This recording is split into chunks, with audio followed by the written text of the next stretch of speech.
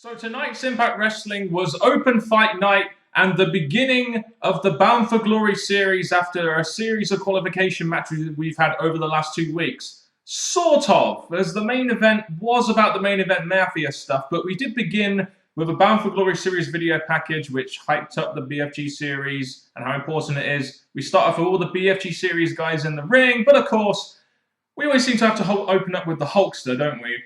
For this week, out of the previous weeks, which I reviewed before we got reunited, I think that this was the show most possible or most better for Hogan to open. The other weeks, don't think it was really needed. Yeah, and I don't really think it was needed here. I mean, was he really needed to bring out Hardy and Roode? I mean, we get the news that Hardy is going to get the first call out because it's a popularity contest. After some mumbo jumbo on the mic, Hardy calls out Bobby Roode, and everyone starts brawling in the ring, which kind of hypes up the fact that we got our main event there, we're a main event match with Hardy and Roode, the two previous winners, and we're going to have some series of matches during the night, which we had 6 of. So it was pretty much the hyping up what pretty much dominated most of the show anyway. Which, again, what I'm going to give a quick spoiler is that I'm glad this dominated the show, because for the previous weeks, we had Ace and H dominating. It was a nice, refreshing thing here to start with wrestling.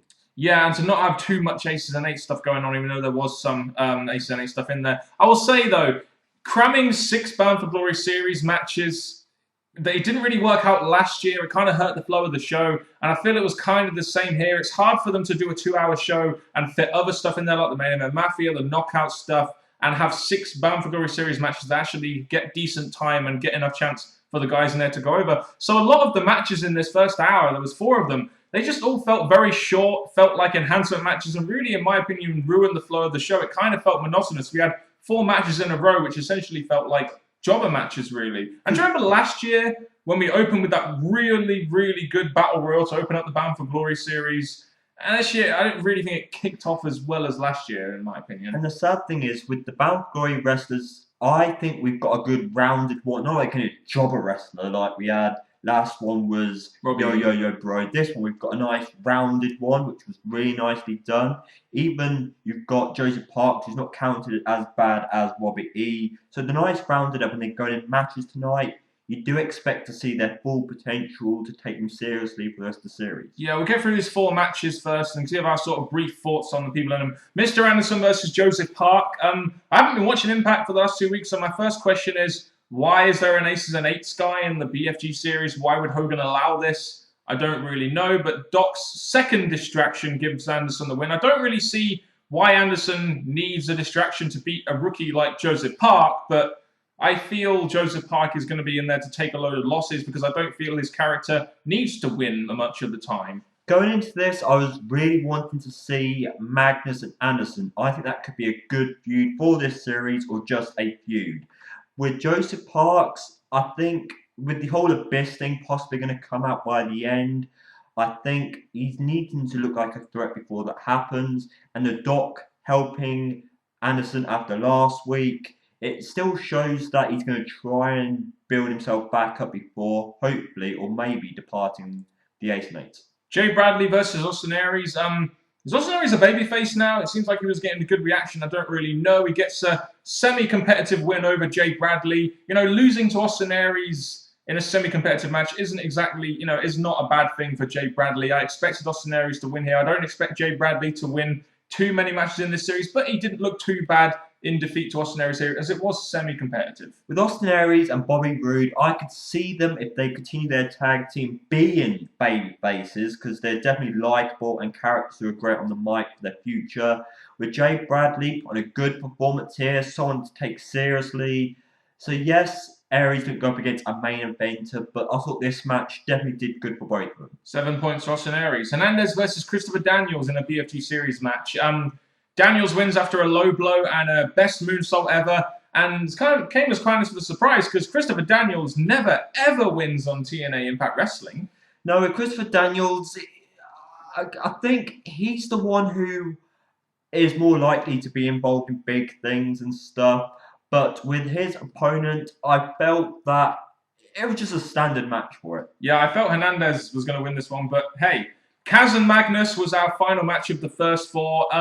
You know, in my opinion, TNA have to do better with Magnus in this BFG series than they did last year when they didn't really book him very well. In my opinion, he needs to be in the top 4, and he's at the top of the list so far as he got a submission win over Kazarian. This is exactly what I expected from this. I expect Magnus will be one of the people that they do go high with, because apparently Dixie Cutter is high on him, and he looks gorgeous.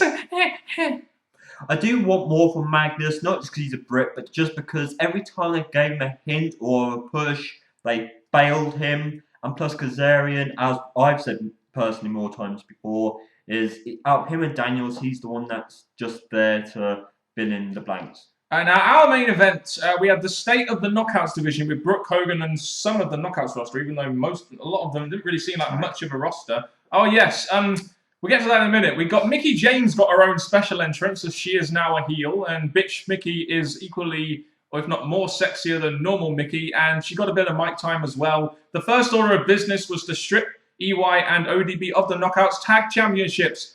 Finally, because Eric Young technically isn't a woman. I wanna say congratulations for finally doing this TNA, but one thing that really surprised me, and I guess you learn something new every day, Eric Young is not a woman.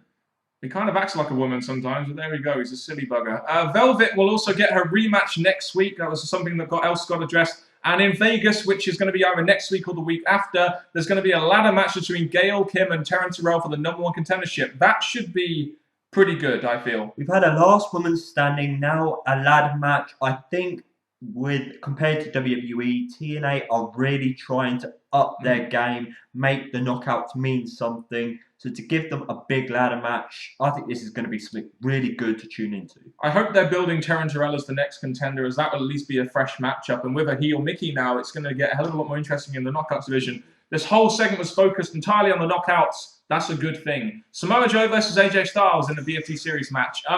This went to a time limit draw. They both get 2 points. Apparently, a time limit draw in TNA is 13 minutes and 42 seconds, because that's what I timed it as. Yeah, this whole time limit stuff, that's something that put me off ROH, but I guess with this, we talked about this at the beginning, how every match needs a specific amount of time, to cram it all into this, and this gets obviously the full half an hour, which is expected because these two are two great athletes and stuff, but the time limit stuff, I'm not liking the idea of. I believe, well, these time limits are there, so if you have 6 matches, they can't all go a certain amount of time. But I think they're trying to protect Samoa Joe and AJ Styles here by having a time limit draw, so none of these two have to do the job. They're both strong characters. So I'm for this. I think this is the right way to go with these two characters. Next week, it's going to be a Slammiversary X Division rematch between between Kenny King, Chris Sabin, and Suicide, to determine who gets that option C, because they're going to have a whole Impact, I believe, in July. I think it's July the 19th, devoted to the X Division in a kind of Destination X Impact special, which should be very good. 1 minute, who are the 3 again? Sabin, Kenny King, and Suicide. For Sabin. Didn't Hulk Hogan say, congratulations, Sabin, yeah, you got the option C? Apparently there's one more step on that ladder, brother. Jeff Hardy versus Bobby Roode was our main event match of the evening for the BFG series, and this was kind of a short main event. The problem is on this show there was some bad time management, and with that time limit draw being 15 minutes or 30 minutes and 42 seconds, it meant this match only got 6 minutes, so it didn't really feel like the big match that it should have been between the 2 previous winners and the out of nowhere twist of fate. So this whole match structure was kind of rushed, and Jeff Hardy gets the victory. I'm not really surprised.